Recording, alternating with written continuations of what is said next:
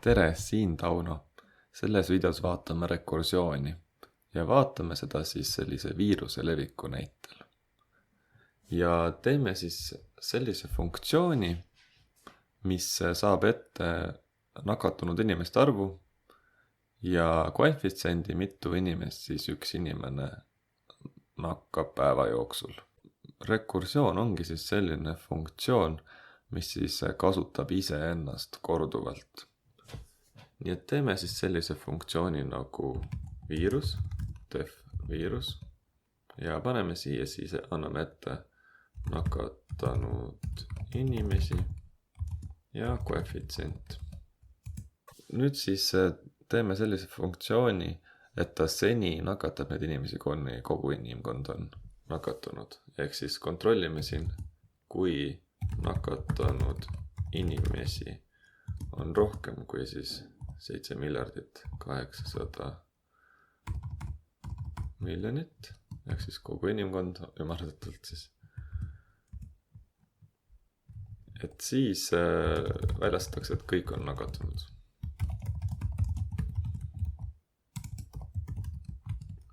Et seda tingimust, et millal siis see funktsioon tegevuse lõpetab, nimetatakse baasiks, rekursiooni baasiks, ja vastasel juhul väljastame siis ekraanile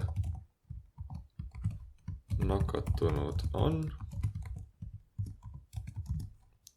ja siia siis STR-iks peame ka tegema selle, kuna see on arv nakatunud inimesi.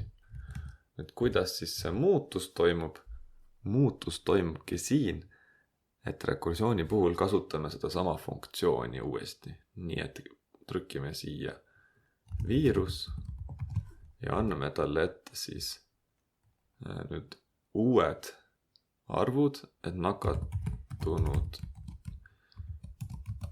inimesi me suurendame, korrutame selle koefitsiendiga, ehk siis kui oli 100 000, siis nüüd on 230 000 ja lisaks see koefitsiendi anname ka edasi, sest tal on vaja ka järgmisel ringil teada, millega läbi korrutada. Nii, ja vaatame, kuidas see siis töötab. Teeme siis sellise, kutsume siis selle funktsiooni välja viirus, anname talle ette siis nakatunud inimeste arvu 100 000 ja koefitsienti 2,3. Nii vaatame. Paneme käima.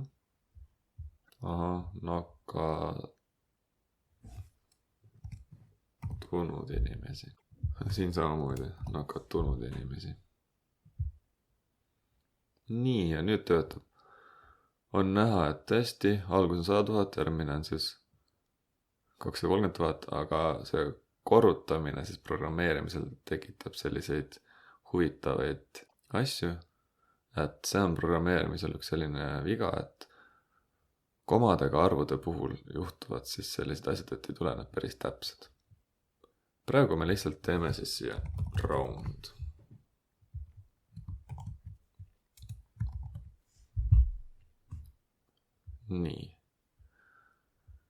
Nii, meil on siis 100 000 inimest, siis on järgmisel päeval on 230 000 inimest ja on näha, et siis oma 15 päeva läheb, et kogu inimkond nakatuks sellises tempos. Öeldakse, et sellel praegusel viirisel on ka 2,3 nakatumisprotsent, kui karantiin ei oleks. Nii et poole kuuga siis oleks kõik inimesed nakatunud.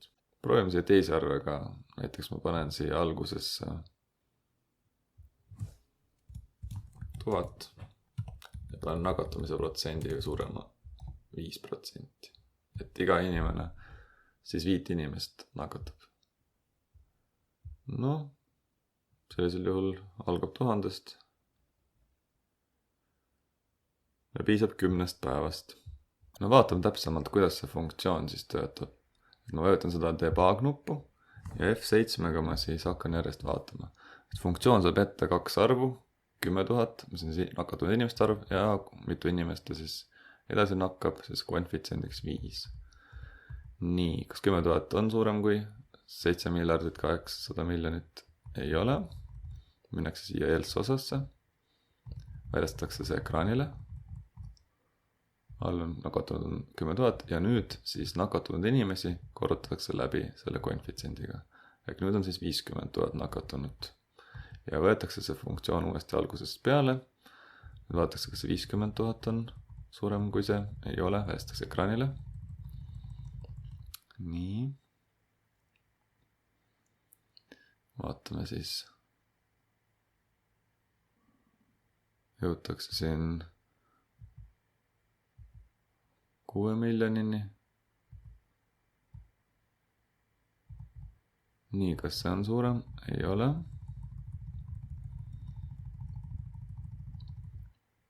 Ja nüüd on siis 700 miljonit. Ja jõutakse siis 700 miljonit korrutada veel kord 5-ga läbi. Nii, nüüd on selline arv. Kas see on suurem kui see? Ei ole. Korrutatakse siis see veel 5-ga läbi. On näha, et meil see funktsiooni on siin kasutatud juba päris mitu korda. Et rekursioon tähendabki seda, et see funktsiooni kasutatakse mitu korda. Nii. Ja nüüd siis jõuame sellise arvuni, mis on suurem kui 7 miljardit 800 miljonit. Ja nüüd minnakse siia osasse, väljastatakse ekraanile. Kõik on nakatunud ja sellega siis lõpeb see funktsioon ära. Ja nüüd minnakse tagasi ükshaaval eelmisele funktsiooni juurde, eelmise funktsiooni juurde, eelmise funktsiooni, eelmise. Nüüd algusesse tagasi. Vaatame võib-olla siis seda rekursiooni veel ühe teise näitega. Et teeme siis sellist näite ka, kus me teeme arvu ja arvuastmed. Et kõigepealt vaatame, tuletame meelde, kuidas teha siis tavalist funktsiooni ruudus. Et kui meil on a, def ruudus a, siis see tagastab a korda a. Ja selliselt saame siis arvu ruudus. Ruudus, näiteks paneme 10. Vaatame. 10 ruudus on 100. Kuidas siis kuubis teha? Nii et def kuubis. Võime sama kasutada, sest see on lokaalne muutuja. Seda on ainult saadavalt siin funktsiooni sees. Return a korda a korda a. No proovime seda ka. Print kuubis.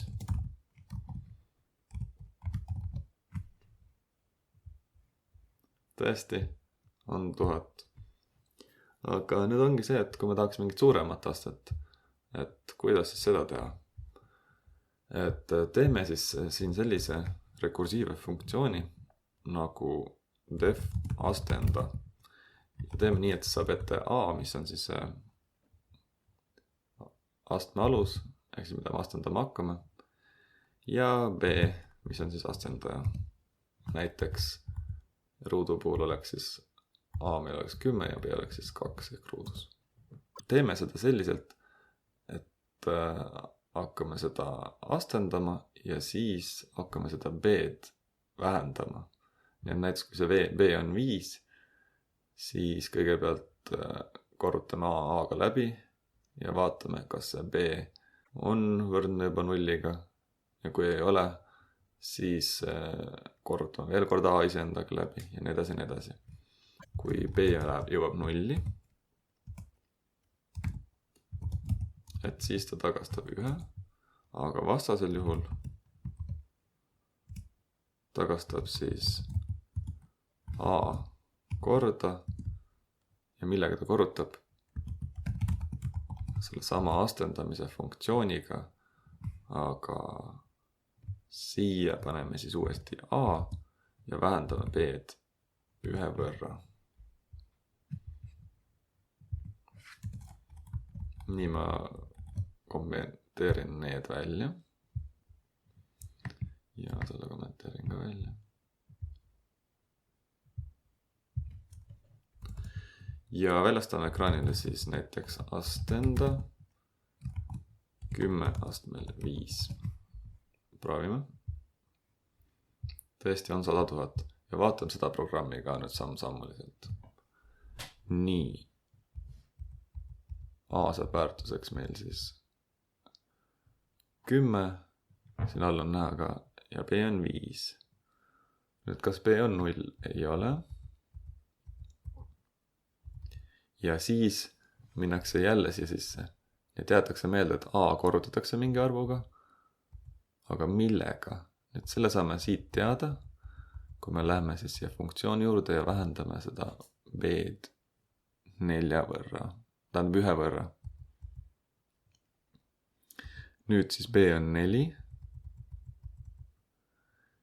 ja 4 ei ole 0 ja jälle korrutame siis selle 10 läbi ja vähendame B-d 1 võrra, nii et 10 astmel 3-ga. B ei ole 0, korrutame selle 10 siis läbi 10 ruuduga ja korrutame selle 10 läbi siis 10 astmes 10-ga ja korrutame selle läbi siis 10 astmes 0-ga, mis on teatavasti siis 1. Ja sellepärast siin lõpus ongi, et kui B on 0, siis 10 astmel 0 on 1. Tagastatakse see 1 eelmisele funktsioonile. Eelmine funktsioon teeb siis 10 korda 1, tagastab selle eelmisele funktsioonile. See teeb siis 10 korda 10, ehk siis 100, tagastab selle eelmisele funktsioonile. See teeb siis 10 korda 100, tagastab selle eelmisele funktsioonile. See teeb siis 10 korda 1000 ja tagastab selle eelmisele funktsioonile ja see teeb 10 korda 10 000 ja oligi viimane funktsioon, nii et ekraanile väljastatakse 100 000. Nii et mis me põhimõtteliselt tegime?